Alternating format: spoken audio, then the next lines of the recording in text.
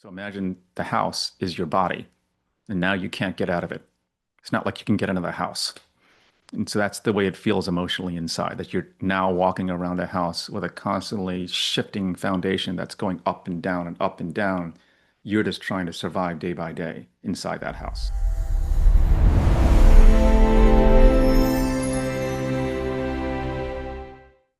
Okay, Okay. Mike, take me to the exact day your marriage and career collapsed at once. What did your nervous system do in the hours after you got fired and your wife told you she wanted a divorce? Say that one more time. I'm trying to understand the question. Yeah, take me Take to me. the exact day that your marriage and career collapsed. And then what did your nervous system do? Okay. So, so I'll be honest, I worked as a drug counselor and I was using medical marijuana, and one of the patients reported that he didn't like it, and it got to the point where the supervisors were like, even though you have the medical marijuana card, we cannot have patients complaining like this.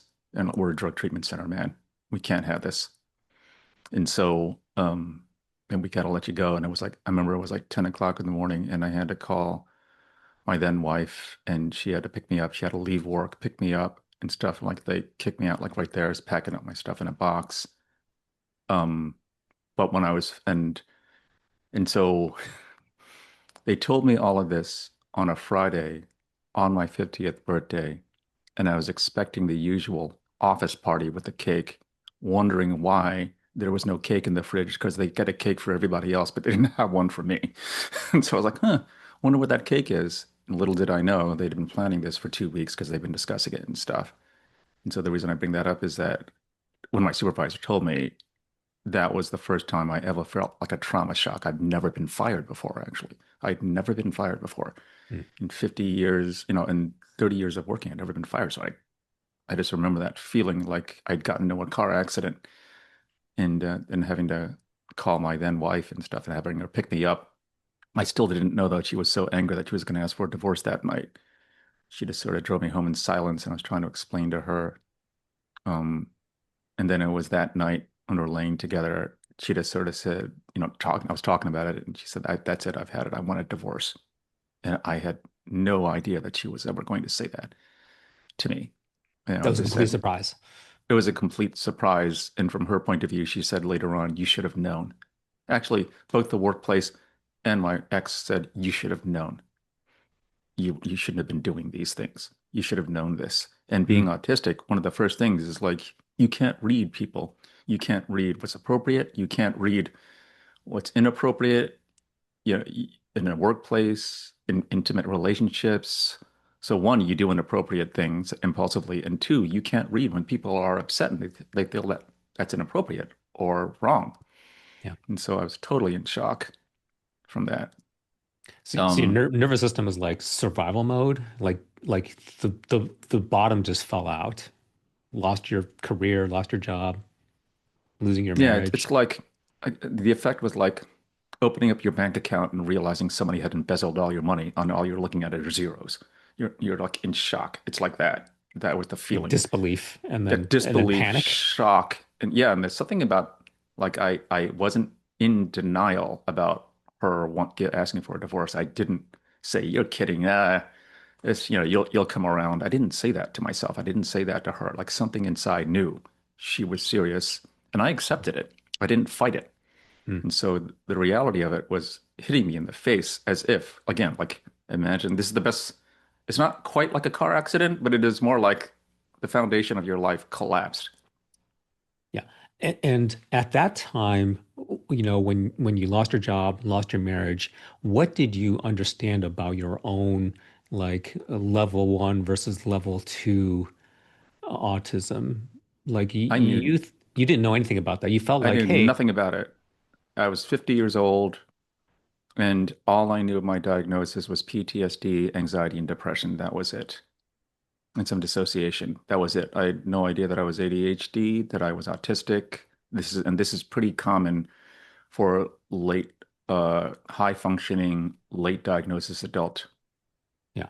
So it's interesting because when the people at work, as well as your ex, said that you should have known that, they knew that there was something that was much, it was wrong, or there was something that wasn't right, or something about you that was different or off, but you didn't realize it yourself.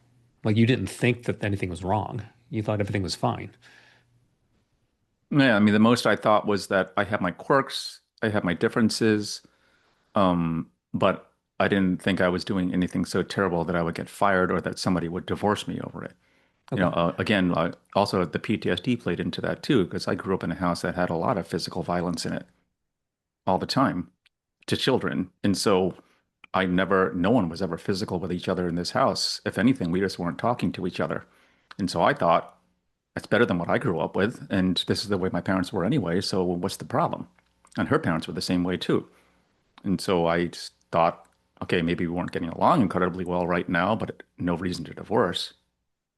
So it's interesting because over time you came to realize your ADHD, level one autism, you have trauma, PTSD, generational trauma, all these different things. And that was kind of your understanding for a while. You just thought, oh, you're level one. This kind of explains things to a certain level. But then over time, you realize actually, no, you've been level two this whole time, but you've been masking and presenting as if you're level one. Can you kind of unpack that? Like, what happened there to bring this realization, and how did that inform everything that happened before? Okay. So going back to the linear story, that whole thing with the wife asking for the divorce, getting fired from my job, that happened at the age of 50. Around a year and a half later, because I was beginning to work with a psychiatrist now, she asked me, have you ever been assessed for autism? And I had no clue that I was autistic again. And I asked why she said that, and she said, "Why? Because you're not being able to read that you're being rude right now." And uh, and so I initially discarded the whole thing and just discounted it like you're crazy. But then within that month, I began to do my own research and was especially looking at YouTube videos of people who are autistic saying, this is what life is like for me. And with ADHD, I was like, they're describing me. And so then I decided to have the assessment. And around a few months later, I had the assessment and the diagnosis was there. So that was and I always thought though I'm level one. And so the level two, so the reason I thought I was level one is because level one means you can function, you're high functioning, but things are just harder for you emotionally inside. And the reason I still thought I was level one, despite my wife moving out, was that my daughter was still there. And so every other week, my daughter would come home and we'd be there for a week. And I did realize their presence did internally stabilize me, almost like a psych med, like intuitively stabilize me. I slept better. I wouldn't get as angry as much. And it wasn't because I was thinking, don't get angry around these people. It was because my body generally felt safer and just relaxed naturally on its own. Like when you know that there's somebody there who has your back, with things, problems that you may have with chores or some sudden thing with a car, your body doesn't get as upset. And so I knew that there was something like that, but I didn't realize that that was the difference between level one and level two. And so that became more apparent. I know even in the past you've said that your ex was your external nervous system. And Yeah. so, what's an example where after she was gone, something that would come up, normally it wouldn't be a big deal. She would help take care of it. You wouldn't get worked up about it. But now, when she's not around, the same thing happens, and then it's a much more dramatic, ordeal for you. Can you give some examples? Like what's an example of something like that? Yeah. An example of something like that is, and it's all summed up with this one phrase. So if some kind of trigger happens, water in the basement, or suddenly losing some money and you had no idea that, you had to lose or spending a lot of money, you lost it because of the car repair, something like that. And your mind is making a big deal out of it. A sign that you may be level one, level two, masking as level one is you say to yourself, to that person, tell me everything is going to be okay and I'll be okay. That, like, you don't feel okay, but just tell me that everything's going to be okay. Everything's going to be okay. And then you calm down because they're saying it. So someone else saying that to you is enough to help calm you down, but you Yeah. can't do that for yourself. I couldn't do that on my own because every time I tried to do that on my own, all these other voices would come out like, it's not okay. You lost all this money, or it's not okay. Something's wrong with the car. It's not okay. Don't lie to yourself. It's not okay. But when somebody else would say it, so it was a combination of that person being calm, them saying those words, and me feeling like I'm not going through this alone. Mm, Somebody is there who has my back. So even after my ex left and my daughter was there, once in a while when I had to make a minor repair to the car, like change the taillight bulb or something like that, like maybe an average level one person or an average person would just do it on their own. I had to have her stand there. And I asked her, could you please stand there? Just stand there and just hold the flashlight or something like that. Just stand there and help me if I need help. And I didn't realize what was happening. That's level two behavior right there. She didn't really necessarily help me, but it's her being there calmed my system. And mm, that was pretty common in my relationship with my daughter after my wife left. Stuff like that. yeah. So, I mean, from all external, observation, you had a, great career, you're high functioning, to the outside world, seemed like everything was fine. But then behind closed doors, especially after the divorce, you had a lot of emotional dysregulation issues, a lot of stress and, like meltdowns Mm. or emotional episodes.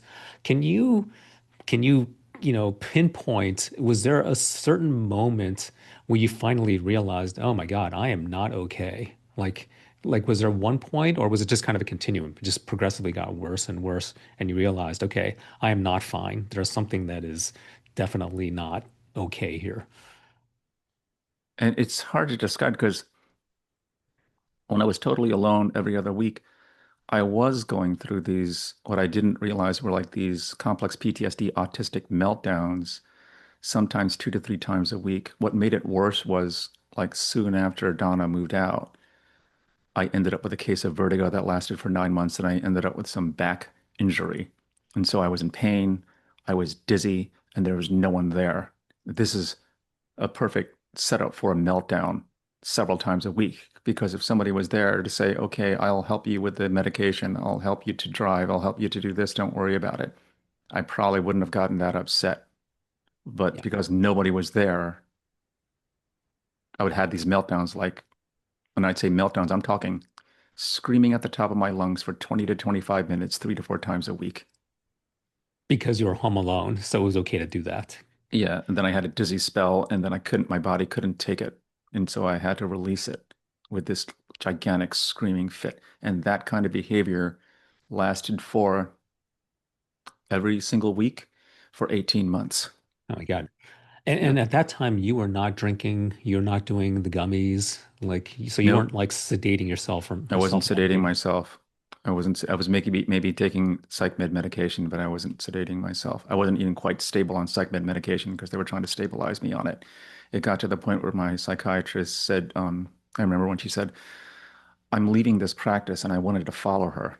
And she said, I don't think it's a good idea. And when I asked why, she said, well, right now I'm attached to the hospital, meaning if you had to go into the hospital, I can get you a bed right away.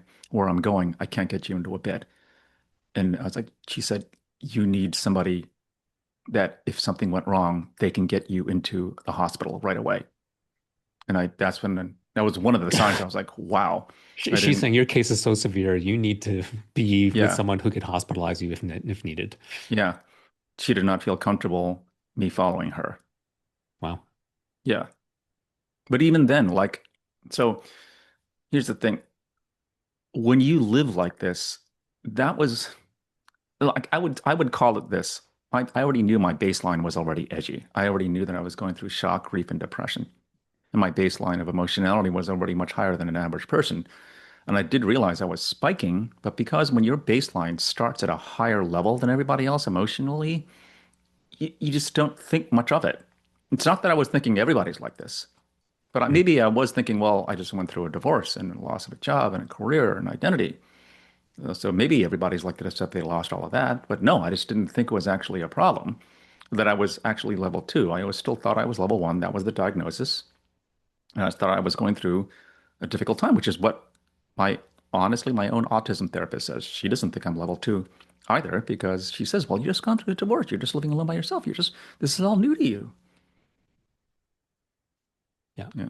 But then you also said that it's you know that it's not so much that you needed, your spouse, your partner, for the love. It was almost like they were taking care of you. And so they were fulfilling this survival need, to care for you, to stabilize you, to help you get through the day. So when you Yes. realize that, like, how did that then affect how you viewed your relationship with her? Like all the things that you went through when you realized, oh, that was just a biological need for survival, that was, you know, that was what you got from the relationship. Like I didn't, I was having this growing realization of all these things that were happening to me emotionally and my lack of ability to function well. I can only really do this kind of coaching work. I couldn't work in a full-time job as much. Um, and I just didn't think that that meant level two. So it honestly, one of the main signs for me that was very telling, and it's still, again, if you don't know what level two is, then you just don't, and no one tells you, then you're just going to think this is just level one or something. Like I never bothered to check, and there's not a lot of information on level two. I knew there were three levels to autism. Third is being restrained, and you definitely need to be on disability for it. But I didn't know what the difference between one and two is. Nobody ever talks about it. But it was very telling to me when I ended up finally, honestly, having an infatuation on another woman finally, years after my wife left. And when I asked myself, why this particular person? And when it happened, when did you, because I was friends with this person for a while. And then all of a sudden I became very infatuated.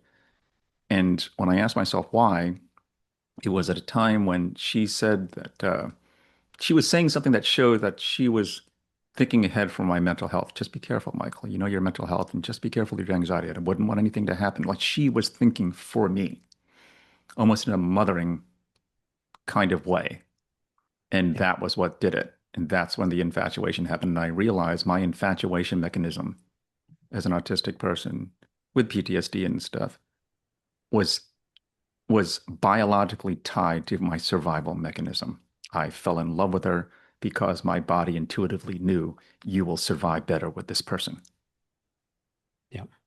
So this is, I think, one of the key insights between level one and level two is you're saying that this level two creates this need. It's almost a biological or physiological need for safety, security, that sort of thing, right? That Is that comes one out of in the? your emotions. Yeah. So intellectually, this is where you can really see the strong emotionality at work. Intellectually, you could say, you know how to pay your bills, you know how to earn income, you know how to maintain a house and do all the chores and the yard work. You know how to do that.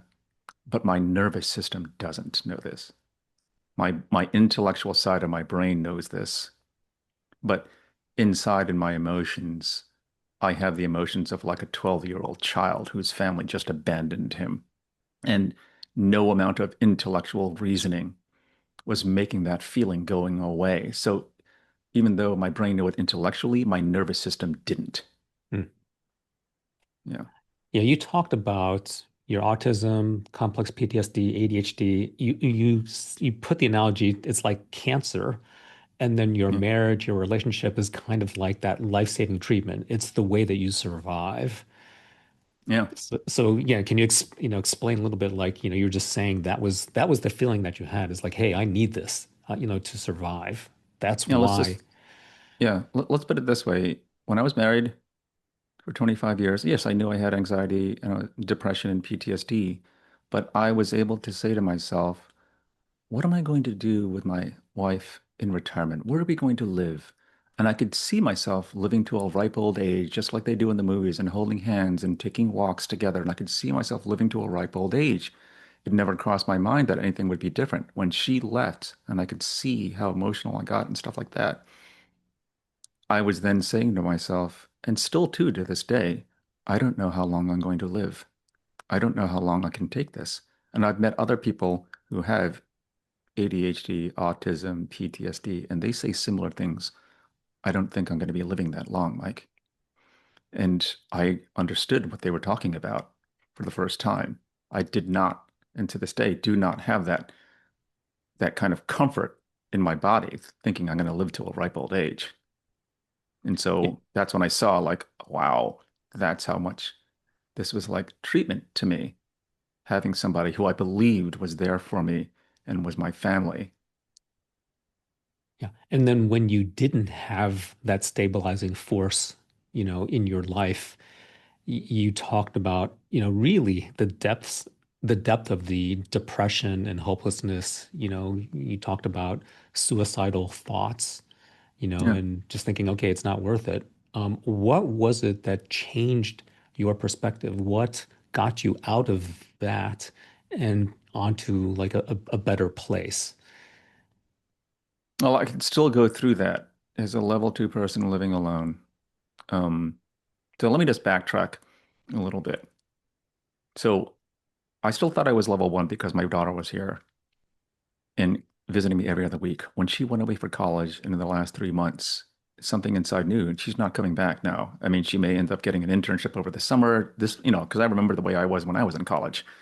Sometimes I wouldn't come back that summer. Hmm. And so I thought she's never going to live here the same way as a child under your household ever again. She's turning into a young adult, and I want her to. I want her to grow up. I don't want her to have to worry about me and stuff like that. So I knew I was going to be alone, and that was like that every other week emotional foundation. Like let me try to put it into an analogy for you. When you have an emotional foundation, it's like you're living in a house with a solid foundation. Everything is comfortable because the foundation is solid underneath you, and you can even see yourself building on top of that foundation, like putting in a new room here, building out your roof there. You can sort of build your life up, and that's the way it was when I was married. When you realize that your house is not built on a solid foundation and it's constantly shifting underneath your feet every day, and walking around there is like just trying to survive in this house. You don't think about building up your life. You don't even think about relaxing because, so imagine the house is your body and now you can't get out of it. It's not like you can get into the house. And so that's the way it feels emotionally inside, that you're now walking around a house with a constantly shifting foundation that's going up and down and up and down. You're just trying to survive day by day inside that house. No thought of making your life better, building onto the house, you know, getting better furniture for the house because the foundation is solid. You're It's just just worrying about survival. survival. Yep. Yeah. And that's what level two is. You're constantly in the background in this constant survival mode. And so this is why my autism therapist said when you're really in severe levels of emotionality like that, people like us get taken advantage of a lot because we will put up with abuse. We will put up with somebody emotionally being narcissistic to us and making us feel less than them and I've heard this before when I was working with battered women. What else am I going to do, Mike? Where am I going to go? I can't make it out there on my own. What am I going to do? That's why they said that. Yeah. And so when you were at some point in this process, for those of people who are familiar with non-duality, you had an ego death experience. Can you explain a little bit what brought you to that and what was the impact and effect on you, after that? Um, and first of all, I want to say that I feel lucky in that respect, actually, that within a few years of graduating with my degree in art, I really got into my addiction recovery for addiction issues that I had in my mid 20s. And that started my whole spiritual self improvement journey of going to self help meetings, psychiatry, therapy, support at the age of 26. And I know people who, as a recovery life coach, I know people who were in their 40s and even 50s who had never even started a life like that. And they had mental health issues. So I started mine in my mid 20s and it just sort of built up from there. And so I always had this strong sense of self-help, spirituality, reading books like Eckhart Tolle's The Power of Now, going to 12-step groups, which are very spiritual, doing little spiritual healing rituals for myself at an early age. Um, and then in 2014, and this was around 5 years before all this imploded and my wife said I wanted a divorce, I came upon the videos of a spiritual teacher named Muji and just began to listen to him. And when he said, "You are not your thinking," something hooked me. And I remember saying to my then wife, "I'm going to be listening to this guy's videos all weekend." So I want to, and it's going to stay. And I put myself through basically a weekend retreat on YouTube with his videos as he just kept on talking like this. And that's when I began to have these then bliss-like shifts. The sense of the person was still strongly there, but through the energetic emotional shifts, what was intuitively communicated to me was the I amness, the oneness of everything. It was as if, from my own Catholic background, God was saying, "This is what I am. I am this." And it was everywhere. I was still a sense of a person, though, experiencing it. So it felt like this incredible bliss that lasted day in, day out, from every waking moment from the morning till I got up, the time I went to bed for like 3 to 6 months. Hmm. And Yeah. so you were seeking that kind of bliss, I guess you might say. But then when you Initially, I actually, thought it was about the bliss, but yeah. it served a purpose. So later on, I realized it's not about the feelings, but it served the purpose of the bliss was so strong and dead on to the point where sometimes I couldn't walk. It was so strong and like I was high and I really couldn't function too well at work and all, that it cemented that I am message. So eventually the bliss went away. All of the trauma, pain, suffering, anxiety, depression came back, but I never lost that knowing that everything is the oneness Hmm. beyond intellect. Yeah. Yeah. That may be hard for people to understand who haven't gone through it. Is there anything that you would be able to say that would help people, understand what that's like? And just the best way to sort of understand it is just try to understand or like what would it be like? What would it be like if the sense of you, you know, your sense of you, the presence of you in the body was no longer in the body. It was everywhere. So it's so there was no boundary between the sense of you and the rest of the room, even to the point where other objects. Now, I'm not trying to say that it's totally like looking at a desk is the same thing as looking at my body. That's not what I'm saying. Um, but it's just more that the the sense of me, the energetic sense of me, is not just in one spot, solid in this body. It's porous. It's diffuse. It's everywhere. So for people who have had religious experiences, it might be being one with God, one with the Yeah, universe, something like yeah. that. I mean, Or sometimes there is a total dropping in which there is no sense of because there's still a sense of a solid person in the body here, but it's just a sense, and it's seen that it's connected to the oneness. So Mhm. it's still like there's a wave here, realizing it's part of the ocean. And how has that realization changed how you live your life day to day? Has it helped you manage the emotions, manage your level two differently? Yeah, because it was seen that all of those emotions and thoughts about a person here suffering were just one, thoughts, and two, based on emotions. And so you saw the illusion that a person saying I'm suffering, there's a body here saying that I'm suffering, maybe even having a thought that I'm suffering, but where is this I? Where is this person in the body that's saying all this stuff? And the feeling was that the person, that sense of you is everywhere. And so not only did it shift, and I've heard this from other spiritual teachers who have had mental health issues, it was life-saving. And I've heard that from other people that I've helped doing this kind of coaching protocol work to help them to see this. If I didn't have that shift, I don't even know if I would be here right now if I thought all of this was real and just happening to me. Yeah, maybe you can just add a few words about that because you went through this yourself and you had this realization. That's more or less the foundation of what you do with your coaching, with the clients that you work with. So it's a little bit of just, exposing them to this so that maybe they can also understand, some of the things that you've seen or experienced. Is that right? Yeah. Because the more, if you have mental health issues and you're constantly suffering and you really believe that there's a sense, there's a me in here, there's a physical body in here, but there's a sense of me, and the sense of me is attached to the body and it's just suffering all the time.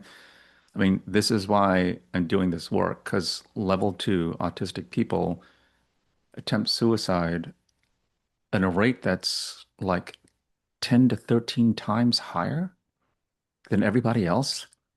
I mean, think about that. If you have the average population in, say, I don't know what the average rate of like 100 people, average population, how many of them will actually attempt suicide? Maybe 2%, 3%?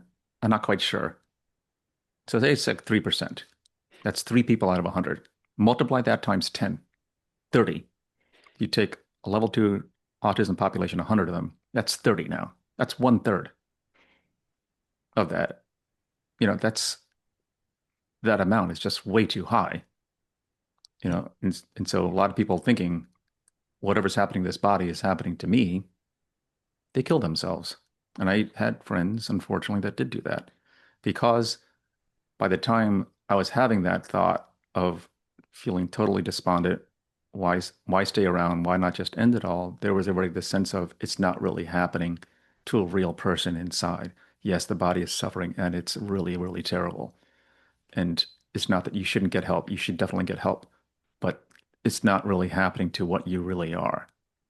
And again, this is not intellectual. This is not just me repeating this like a mantra. I don't have to repeat this to myself. It's just known in the background that this is happening to a character. So this understanding of non-duality enabled you as a level two autistic person then to really have perspective about what's going on in your life. Is that right? And survive.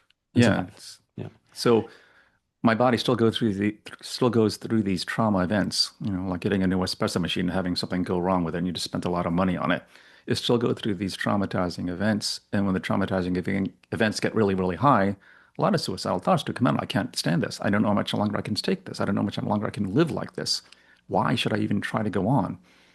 The difference is when the episode is over, and sometimes events can take like a full 24 hours to totally calm down. There's nothing inside that's carrying that energy forward, that's holding on to that, thinking that this is happening to me and oh, my life is terrible. And it's just continuing. And there's this feeling of this suffering person inside. It just settles back down into nothing.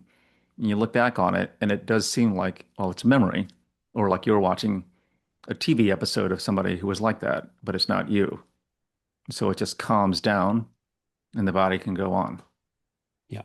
And it does seem that the knowledge, your self-knowledge that you're level two is a part of that understanding.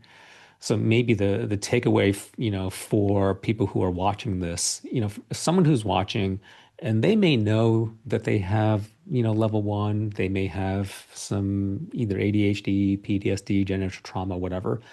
But if there was just one, like just honest, brutally honest question they might ask themselves so that they could distinguish, are they level one or level two? Is there some question that they could ask themselves so they could really get down to, hey, maybe they actually are level two and they're just thinking they're level one? I mean, so the thing that I would say to myself when I was married was, I can do this on my own. I don't need you. And technically, you could. But what I would suggest to that person who's, I mean, it's hard to say because if you're in a relationship, you're probably functioning better than you realize than if you were alone. So if you're in a relationship, and usually when you're level two, you're very emotional. So you're probably getting into a lot of arguments. You're probably even threatening divorce. You're probably even, I don't need you, stuff like that. And so what I would suggest to do is take a couple hours at least and really, really imagine and make it as vivid as possible in your imagination what it would be like totally living alone, day in, day out. And don't just say to yourself, yeah, go to work. You watch yourself going to work. You watch yourself, picture yourself having a problem with your finances. Picture yourself getting fired from your job. Picture yourself going through all the ups and downs of life that a person would go through, choosing the wrong health insurance and not realizing it doesn't cover something. Like everything that you can go through in a year or two, all the ups and downs of it, and make it as vivid in your imagination as possible to the point where all the emotions come up. So it's not just an intellectual, oh yeah, I can do it. No, see if you can do it emotionally.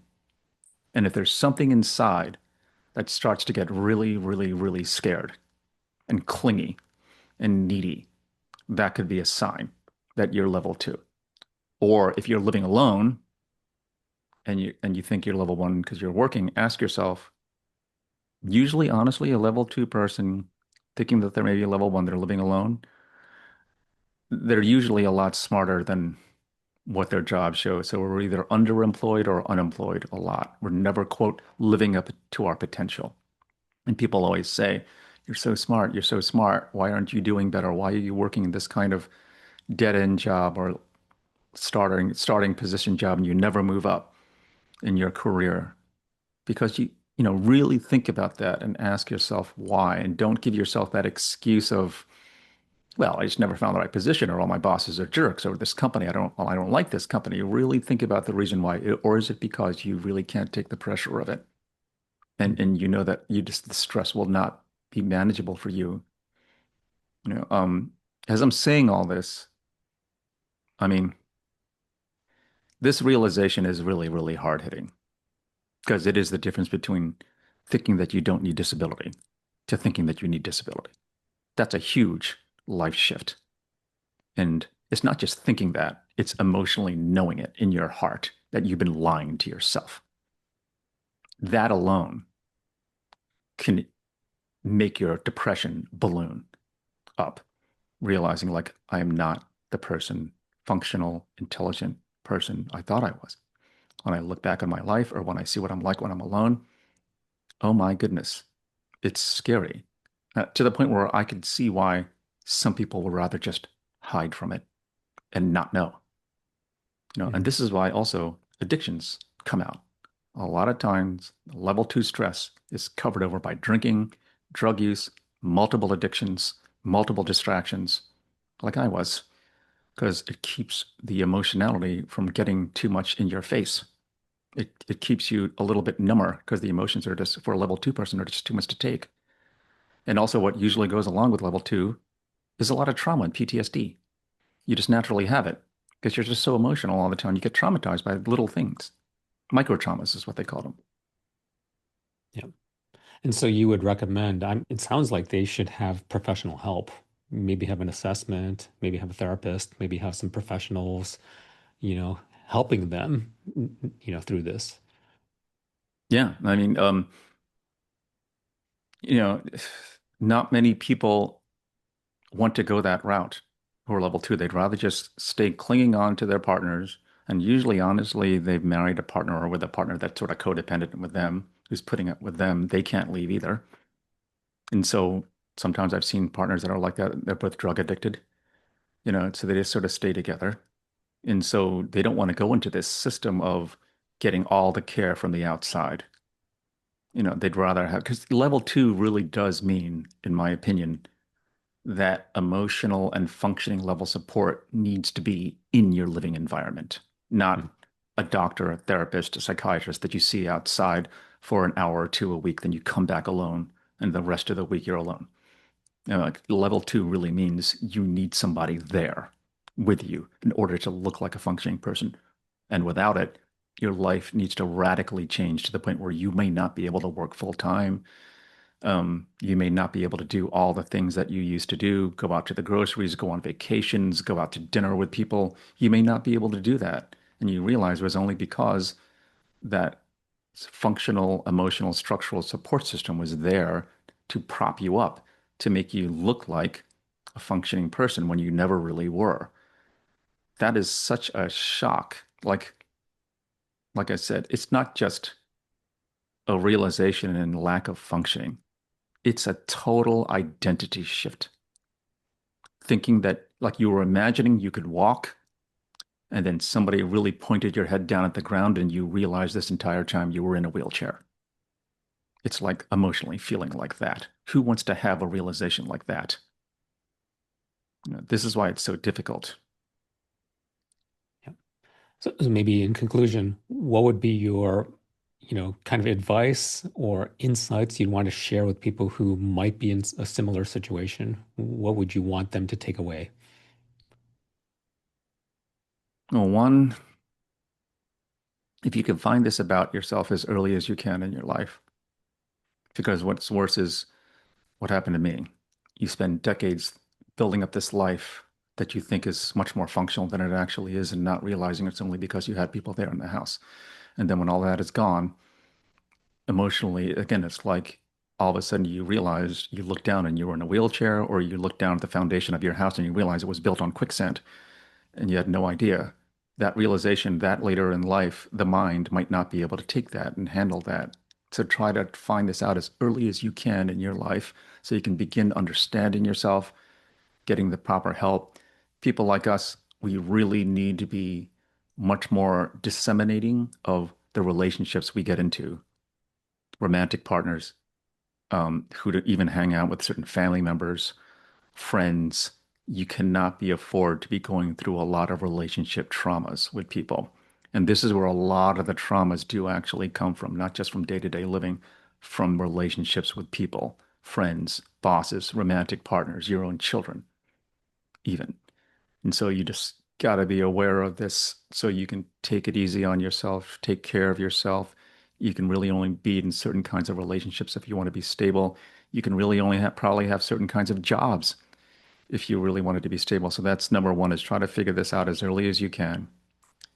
If you're not that lucky, like me, do your best to understand what happened to me was helped, and go as far as you can with this. If you, especially if you think I cannot take this, I don't think I can take living like this, is to understand that everything that's you're thinking, that's coming out of your mouth, this whole I can't take this, I don't think I can live that long, I don't want to keep doing this, are just thoughts, and it's not referring to what you really are. I think what may save you is an identity shift. I mean, still take care of your body, medications, exercise, good support groups, diet, sleep, exercise as much as you can, supplements, all of that, taking care of your nervous system and your body. That still needs to be done. But I feel you need to have this identity shift, that whatever's happening with the way this body's thinking, acting, and feeling is not you. It's the way this body was designed. It's not what you are. Because that is a total emotional, energetic shift that greatly dissolves that sense of the person who's suffering inside. It's still there when the stress gets too high, but when the stress goes down, it's not there. In the past, stress gets too high and went down, and when it go down, that sense of the person suffering was still there. Now it's not. It's only there when it goes up, like this. Those two things. Great. Okay. Great conversation. Really appreciate your time. I think we'll leave it there. Thanks.